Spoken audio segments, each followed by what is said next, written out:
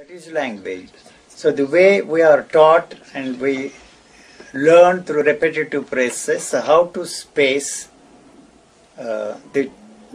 create a space between the two notes. Then it is German, French, Italian, English, or the Indian languages. You see, music is exactly the same.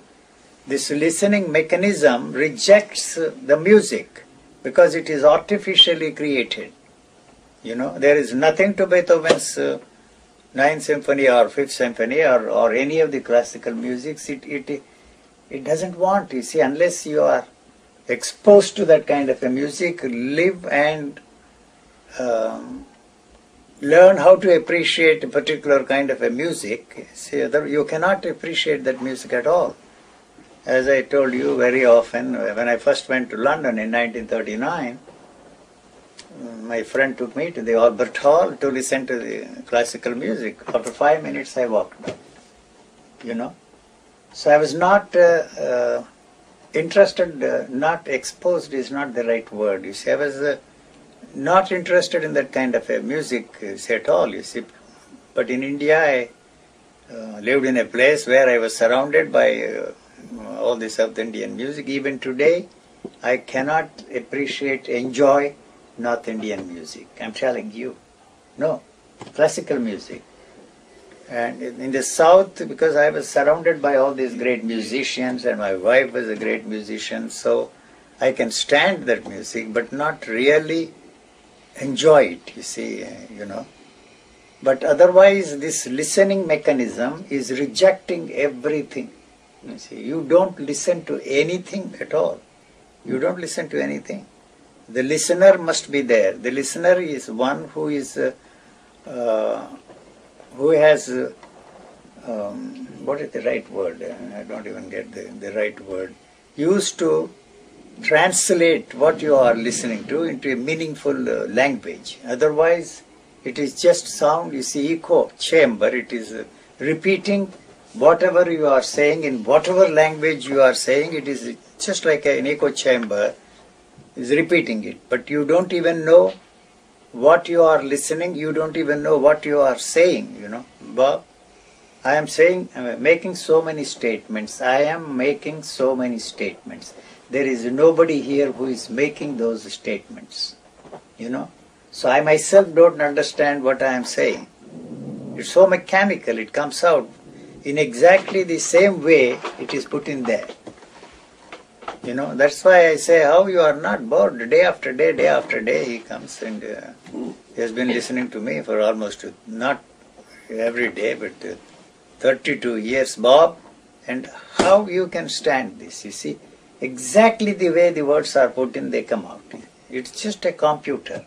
No different from that computer. The only difference, if there is any, between that computer and this computer is that there is no selectivity in that computer. There is no censorship in that computer. And the human computer, if a question is thrown at this computer, it doesn't say searching. It doesn't say. And it doesn't say that the data is not found in the data bank or your memory bank or whatever phrases you use. If there is no answer to the question which you are throwing at, it doesn't even say it is silent. You see, no movement of any kind here at all. So the movement is possible only if there is any information, you see, that is there, put in by, you see, your culture, your society, or whatever you want to call it. Otherwise, it comes exactly in the same way. That is why I tell many of those computer people who come to see me, the moment you put selectivity and censorship in the computers, their usefulness is finished. It will be like the human thinking mechanism, you see. So it selects, and then here it is no selectivity. The selectivity is created by your culture. You see, censorship also is created by your culture. It is put in there by the society. Other than that, there is no way you can choose anything, select anything, and there is no question of censorship, you see, here at all. You see. It is just listening to everything without knowing what he is listening to, you see. I don't know. Bob, very difficult for me. It's like a tape recorder. It is recording everything. The recording mechanism does not know that it is recording anything, does not know that it is spoken in a particular language. In exactly the same way, whether you say things in Russian, German, or English, or any language for that matter, it is just listening to that without the listener. It's not translating that at all. And in exactly the same way, all the other senses also operate here, you know. And you have never in your life looked at anything, Bob, probably as a newborn baby. Even the newborn baby does not look at anything. If anybody who has raised children knows that the babies cannot focus on anything for some months. You see, then only they start focusing on things. So you can't look at anything. You have never looked at anything in your life without knowing what you are looking at.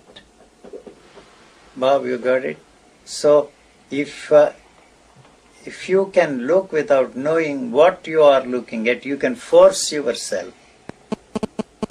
Because I am making a statement that it is not possible for you to look at anything without knowing what you are looking at. You can force yourself to look at that without knowing what you are looking at. You will be choked to death. Don't try that at all, you see. You are not going to succeed.